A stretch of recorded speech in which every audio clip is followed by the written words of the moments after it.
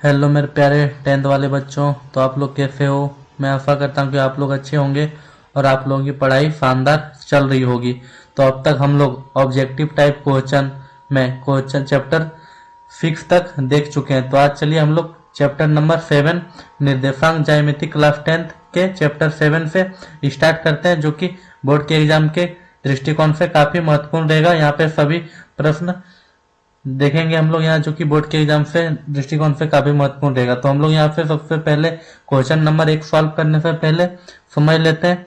यहाँ पे जो यहाँ पे दिख रहा है ये वाला क्या है, एक्स डैश, ये क्या है, एक्स अक्ष है। और यहाँ पे क्या है, इसी के लंबवत यहाँ पे क्या हो, वाई और वाई डैश, वाई अक्ष है, ठीक है। और इस यहाँ पे इन दोनों के कटान बिंदु को, ठीक है, यहाँ पे ओ मान लिया, इस ओ बिंदु को क्या बोलते हैं, मूल बिंदु बोलते हैं। यहाँ से ये वाला क्या, पहला चतुर्थांश बन रहा है। यहाँ पे जो दिख रहा है यहाँ से यहाँ तक पूरा पहला चतुर्थांश, ये वाला क्या दूसरा चतुर्थांश, ये वाला क्या तीसरा चतुर्थांश, और ये वाला क्या चौथा चतुर्थांश। तो यहाँ पे क्या, यहाँ पे एक्स और वाई का वैल्यू, पहला चतुर्थांश में एक्स और वाई का वैल्यू दोनों पॉजिटिव होता है, दूसरा चतुर्थांश में एक्स का वैल्यू नेगेटिव और वाई का वैल्यू पॉजिटिव होता है। तीसरा क्वाड्रेंट में, मतलब तीसरा चतुर्थांश में दोनों का ही एक्स और वाई दोनों का ही वैल्यू क्या होता है, नेगेटिव होता है। और चौथा चतुर्थांश में एक्स और एक्स का वैल्यू तो यहाँ पे पॉजिटिव होता है, क्योंकि यहाँ से हम लोग देख सकते हैं इधर एक्स की ओर बढ़ रहे हैं, यहाँ पे एक्स अक्ष है तो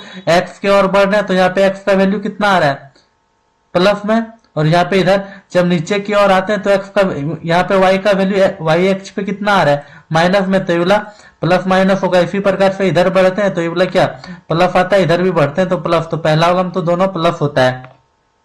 इसी प्रकार से तीसरा वाला में एक्स में तो क्या, यहाँ पे वाई की तरफ जाते हैं तो प्लस आता है, और जब इधर एक्स की तरफ जाते हैं तो क्या आता है, माइनस, इसलिए वाला क्या होगा, माइनस प्लस। और तीसरा में इसी प्रकार से इधर जब एक्स अक्ष पे जाते हैं तो यहाँ पे क्या आता है, इधर माइनस आता है, इसलिए माइनस। और जब इसमें वाई अक्ष के तरफ में क्या नीचे साइड आते हैं तो इसमें भी क्या होता है, माइनस, इसलिए इसमें क्या होगा, दोनों माइनस। इसके एक्स अक्ष और वाई अक्ष के कटान बिंदु को मूल बिंदु बोलते हैं। यहाँ पे एक्स को, यहाँ पे मूल बिंदु का निर्देशांक कितना होता है, 0 0 होता है, ठीक है। यहाँ एक्स भुज कहलाता है और वाई कोटि कहलाता है। अब एक्स और पहले एक्स का वैल्यू हम लोग लिखते हैं, फिर वाई, तो एक्स और वाई का निर्देशांक यहाँ पे एग्जांपल के थ्रू हम लोग समझेंगे क्या, 3 5। तो 3 5 क्या मतलब, एक्स पे एक्स अक्ष पे वैल्यू कितना, यहाँ पे एक्स अक्ष पे वैल्यू यहाँ पे कितना है, 3। यहाँ पे एक्स अक्ष पे वैल्यू कितना है, 3, और वाई अक्ष पे यहाँ पे कितना, 5। तो 3, यहाँ पे 4 मान लेंगे हम लोग, यहाँ पे 4, और ऊपर और जाएंगे तो यहाँ पे कितना आ जाएगा, 5। तो क्या वाई अक्ष पे वैल्यू कितना है, 5। तो यहाँ पे 3 5, तो इसको अगर इस तरह करके एक्सटेंड करके मिलाएंगे तो इन दोनों बिंदु जहाँ पे मिलेगा इसी का क्या निर्देशांक 3 और कितना 5 कहलाएगा, यहाँ पे 3 और 5। तो चलिए हम लोग अब क्वेश्चन नंबर 1 देख लेते हैं। यहाँ पे 1 नंबर में प्रश्न में बोल रहा है बिंदु 8 और -8 किस चतुर्थांश में स्थित है।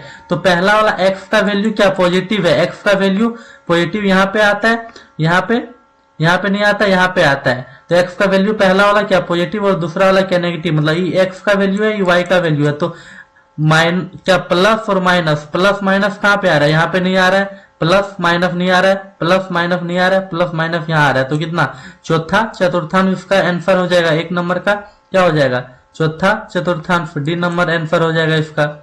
अब चलिए हम लोग क्वेश्चन नंबर 2 दिखते हैं। पूरा बिंदु -5 7 और -1 3 के बीच की दूरी क्या है। तो यहाँ पे दूरी निकालने का सूत्र क्या है, √x2 - x1 का होल स्क्वायर प्लस क्या y2 - y1 का होल स्क्वायर। तो यहाँ पे वैल्यू कितना, x2 का वैल्यू कितना है, यहाँ पे -1, तो -1 लिखेंगे क्या, यहाँ पे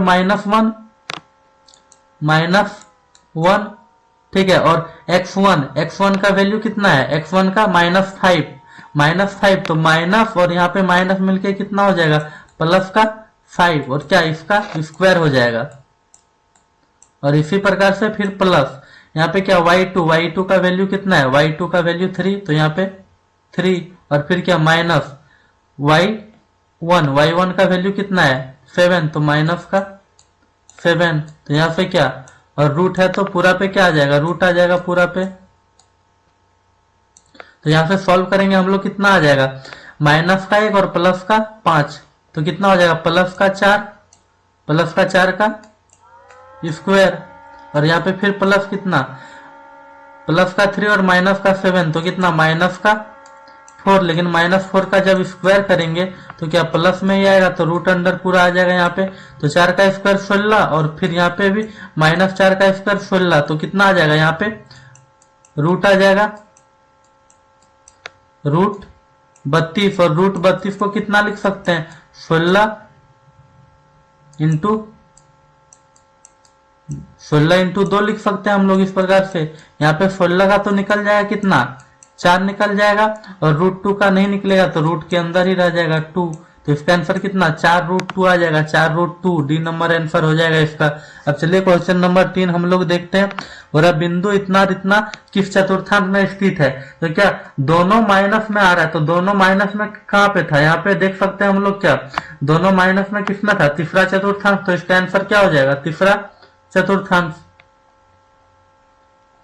कितना इसका तीसरा चतुर्थांश, सी नंबर आंसर हो जाएगा। अब चलिए क्वेश्चन नंबर हम लोग यहाँ पे 4 देखते हैं। किसी बिंदु P की x अक्ष से लंबवत दूरी उस बिंदु का क्या कहलाता है, बोला यहाँ से क्या कहलाता है, बोला किसी बिंदु P की दूरी, यहाँ पे ये x अक्ष है, x अक्ष से कोई भी बिंदु P की दूरी क्या कहलाता है, P की दूरी कोटि कहलाता है। यहाँ पे सी नंबर आंसर हो जाएगा। अब चलिए बोला मूल बिंदु का निर्देशांक कितना होता है, हम लोग स्टार्टिंग यहाँ पे क्या स्टार्टिंग में ही देखें, मूल बिंदु का निर्देशांक कितना होता है, 0 होता है मूल बिंदु का निर्देशांक, क्योंकि मूल बिंदु दोनों बिंदु का कटान बिंदु कहलाता है। यहाँ पे x अक्ष पे भी कितना 0 आता है और y अक्ष पे भी कितना आता है 0 आता है, तो मूल बिंदु का निर्देशांक कितना होता है 0, सी नंबर आंसर। इसी प्रकार से यहाँ पे